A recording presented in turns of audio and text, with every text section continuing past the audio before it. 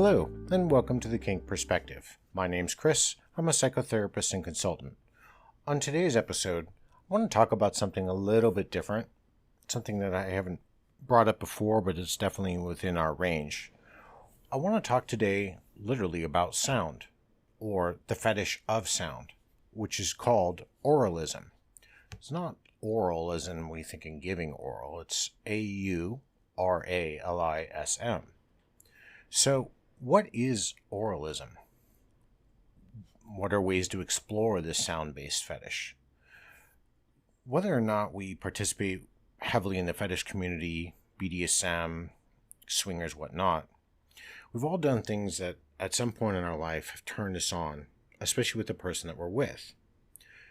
What you may or may not consider is the fact that when you're in that intimate setting, hearing was one of our senses that is literally lending a lot of aid to heightening our experiences. So if you're curious about what Auralism is, you're more than likely not alone. More and more people, as a matter of fact, are getting involved in such a practice. It's become quite niche in audiobooks, on podcasts, on sound recordings just on places like YouTube. There's even quite a few sex experts out there, sexologists actually, doctors as well, that have commented on the oralistic fetish and how to expand something that you're hearing. A long time ago, I wrote a piece about 5 years ago about music inside of scenes, about we go to a dungeon and sometimes we're hearing the music play. It's kind of setting the mood for us. It's getting us ready for our scenes. But this kind of goes even beyond all that. So, by definition, Auralism means that you're literally aroused by sound. How this looks from and what sounds are erotic to each person depends and is varied person by person. Pardon me. People that are really or specifically aroused by certain sounds, they're more in tune with their own sensuality. They practice mindfulness, they maybe even do tantra, and this allows them to connect with those sounds around them. And the sounds that they find that are arousing are quite varied across the board. There are some people who are turned on by crinkling of a newspaper, the shower running. They hear a certain song, it puts them in the mood. If you get to more intimate side, when they're listening to their partners, they're, even when you get to something more specific like the sounds of wetness, right? We don't exactly know who first came up with the term. However, what we do need to understand is the interest around sensual audio experiences has been around for years. We've seen the rise, like I said, in, music was thrown into porn to add those distinctive sounds. However, now that we know that people don't just evolve in the visual, that we evolve in the auditory realm, that allows us to grow in the likes and fetishes that we are experiencing.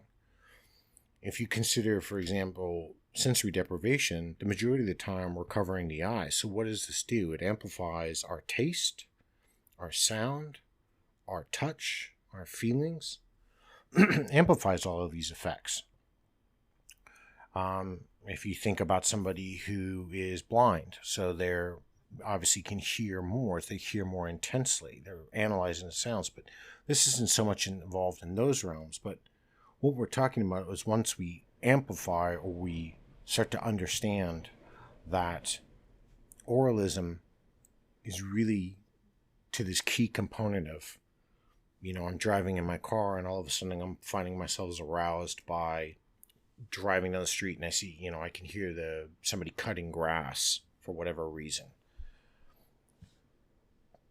It's all of these different components that go into it. There are quite a few people now in the fetish community that have started these, again, a subculture within the fetish world and explore different sounds within themselves, sharing them with the group or with their partners.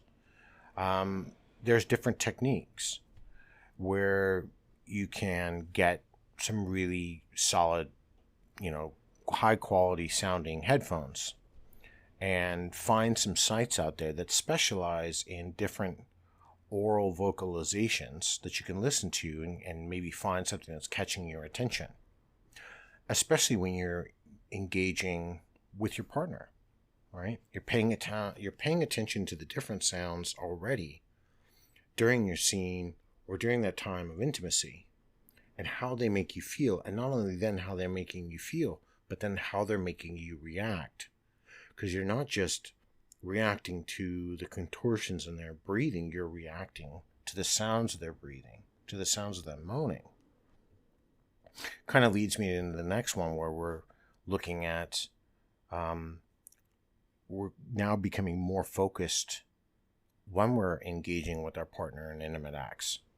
So we have to consider for a moment that if we close our eyes, or we're having sex in the dark, and all of a sudden, you can hear, the impact from skin on skin, or our partner moaning in ecstasy, or all the other things that come with these erotic encounters, that as this continues, this acoustic level that is played for us sits in our memory impact centers. And these are the ones that are driving some more of our erotic steam and pressure to go further. So when you're looking and engaging, focus on the amount of time that you're varying the sounds between yourself and your partner, or really spend some of the time learning and understanding the sounds that your partner is making that's turning you on. And there are quite a few people out there who will talk about, well, my partner's not vocal in bed. It's something that I've dealt with in couples counseling, because someone's shy. Well, then you start to work on a smaller level, maybe in a non-sexual way, where you're engaging in vocal activities to raise someone's confidence level.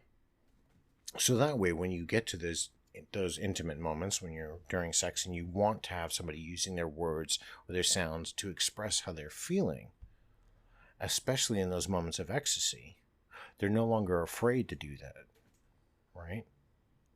So these are some of the things we really start to consider when we're looking at oralism.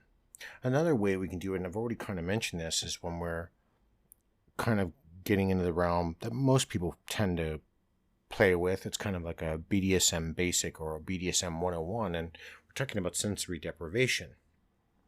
When we begin to inhibit one of our other senses, or more than other senses. So we might bind somebody so they can't, feel or touch, right? We might blind them, so now we've removed their sight, so they can smell, they can taste, and they can hear, and those senses will become inherently stronger. So if you're looking to really elevate and extrapolate everything you can get from your auditory experience, you can incorporate more restrictions and some of you may, as it's obviously quite well demonstrated, but some of you may incorporate some of these experiences to heighten the level of your auditory sensations, because now you're really having to process everything through the auditory expectation. So we already are using blindfolds. Let's use them in a way where we're not just focusing on so much just removing the sight. We're really trying to amplify now and listen to the sounds our partner's making. And you might be hearing your dominant walking around, so you're really listening to the sounds of their footsteps or their bootsteps on the ground, or when they're cracking a flogger, and just before the impact. So you're building up that anticipation, you're building up that sexual tension, and then you're starting to release it.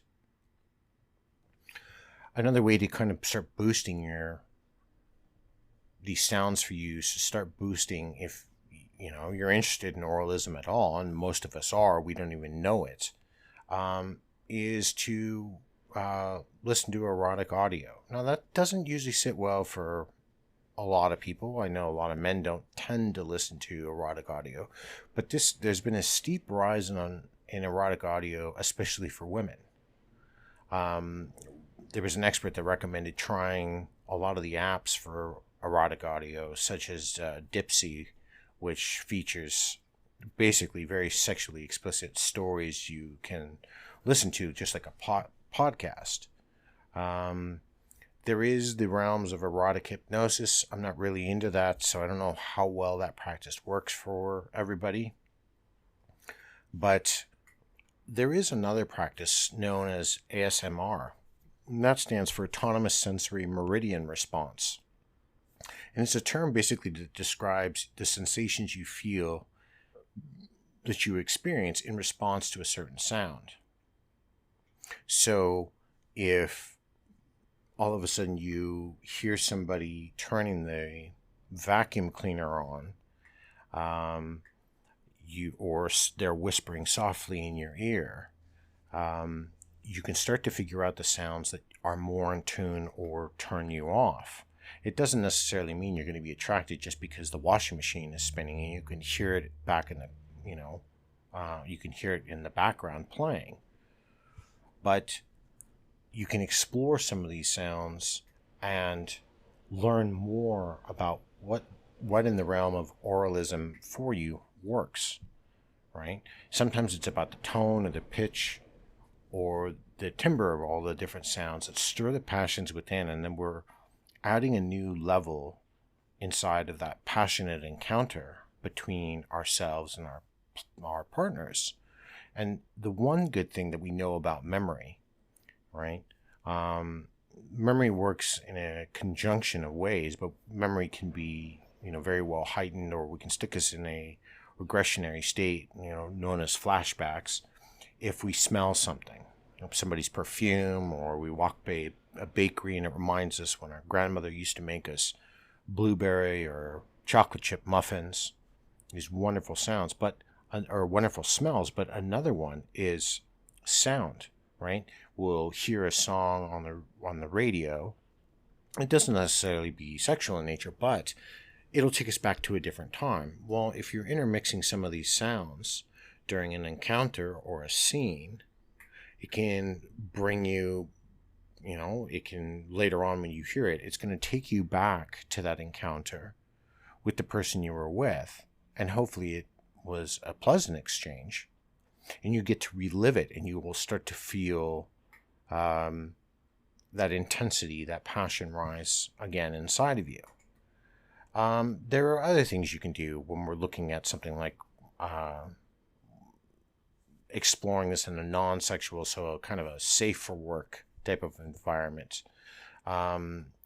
You listen to the way, or you really start to understand the way that, things like how the sounds of your breathing goes in different activities. If you're going out for a run, how your breathing has to coordinate while you run, compared to the way when you're having a slice of pizza, how that tastes and how that crunching sound goes, or the different textures that feel against your tongue. Practicing all of this general sensuality opens the doors for connecting to auralism in ways that haven't been done, that are so obvious before it came along, right?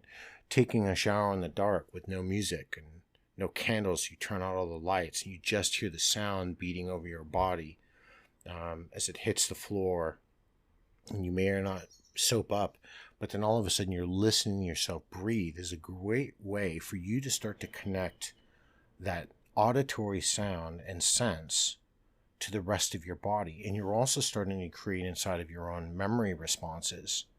Not so much like a Pavlovian response, which was mentioned to me a little while ago, that can a sound give me a Pavlovian response? It can, but it's not really, this isn't in the same realm. But what you're doing is, when you sit here and connect in this way, you're starting to explore the different sounds that really feel good to you and really end up being part of your everyday life. You have to be mindful that during the low points of the humdrum of every day versus the exciting moments when you're at the dungeon, you're scening in public, and you're on your 15th lashing, it's a way to strengthen your abilities and tap really into this realm of auralism that you're heightening your experience.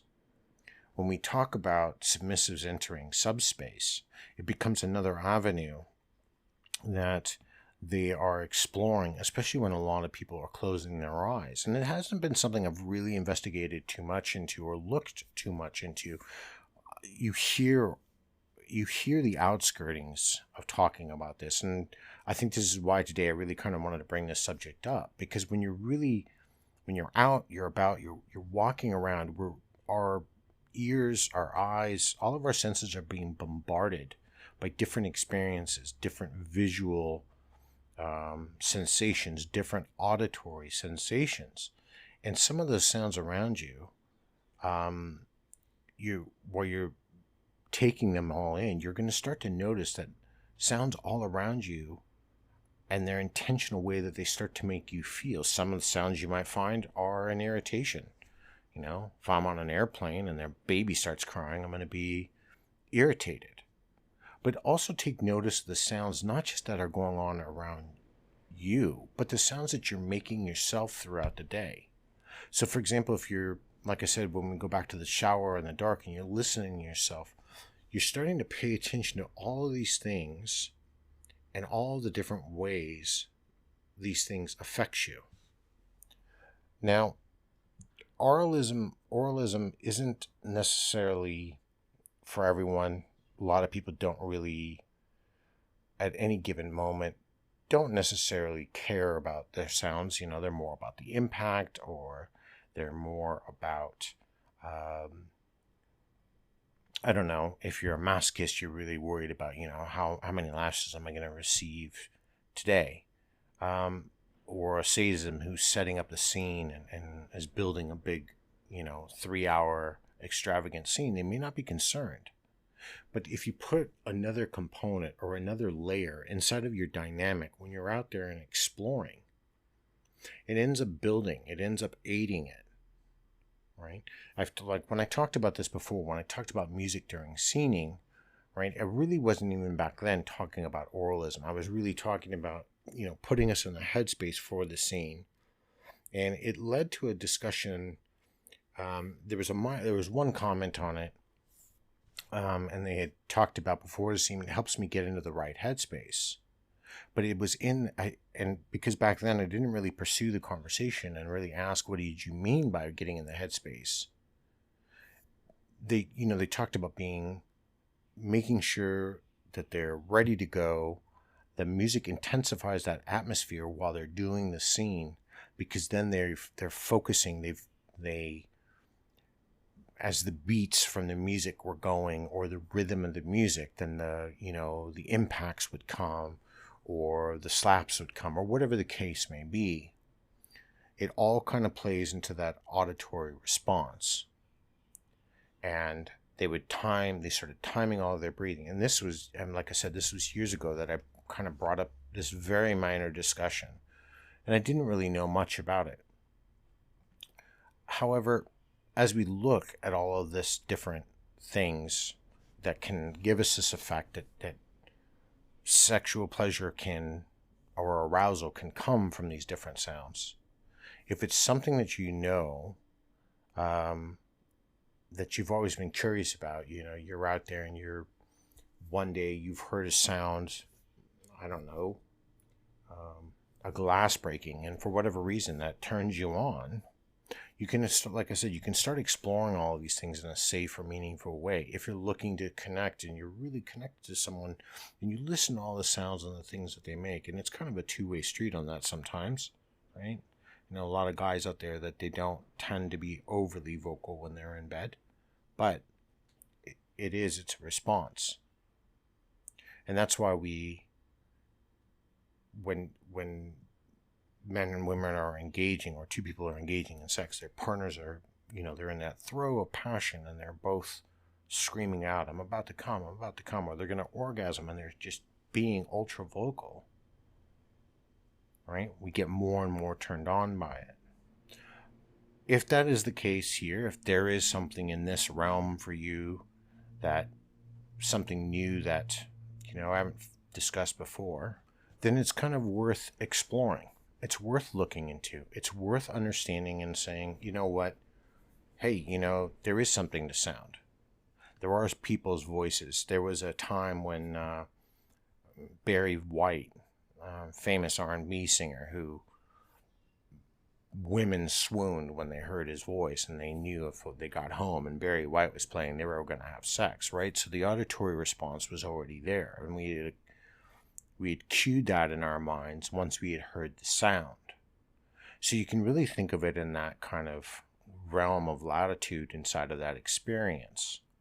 So I'm curious if any of you have had, or if there is something in particular, are there any sounds that really do turn you on, and you haven't really kind of figured out why, or there's something that you constantly need during a scene?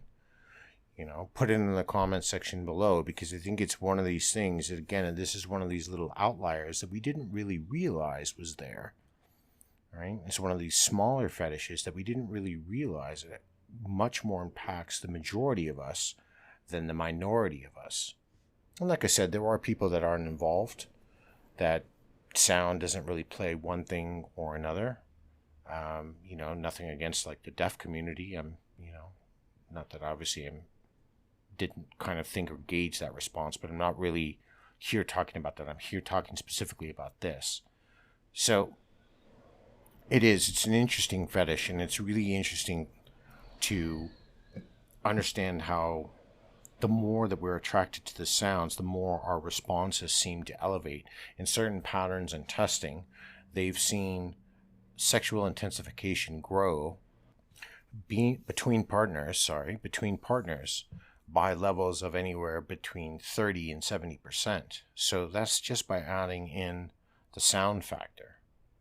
Because again, it really is. It's all of those things that they get in tune with, and all of the things that they're hearing and not just seeing, but they're really kind of processing through another realm of sense, right? Maybe the next time that you're engaging, depending on what you're engaging in, blindfold each other, right? Do everything through touch and sound, and see what goes from there. Or when you're engaging in something like mutual masturbation, blindfold each other, blindfold yourselves, just listens. There is no touch, there is no taste, there be some sense, but the reality will be is all it is you're going to hear, and see how much more erotic and powerful that is for you to try out. At the worst case scenario, you found a new way to engage in a new type of play, and at the worst case, you're going to find out some sounds that you don't want to hear your partner make ever again in the future, especially if they sound like a dying dog or a wailing banshee. I'm sure that's probably not too attractive, but for the most part, I don't think people sound like that, right? And that's where that confidence level comes in when we're doing encouragement, and we're letting our partner know that this is a space we want to grow with them in. Until next time, everybody, be safe and stay kinky.